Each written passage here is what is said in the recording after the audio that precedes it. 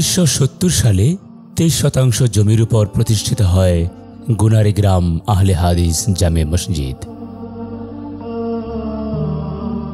আশেপাশে মসজিদ অনেক দূরে, তাই এটাই একমাত্র ইবাদতের কেন্দ্র। প্রায় 70 থেকে 80 জন মুসল্লি নিয়মিত জামাতে নামাজ আদায় করেন এই মসজিদে। জুমার সালাতে মুসল্লি সংখ্যা বেড়ে দাঁড়ায় প্রায় 200 জনে, যা মসজিদে ধারণ ক্ষমতারও অধিক। মেঝেতে ফাটল, দেয়ালে ধসে পড়ার মতো অবস্থা, টিনের চালের ছিদ্র দিয়ে বৃষ্টির পানি পড়ে।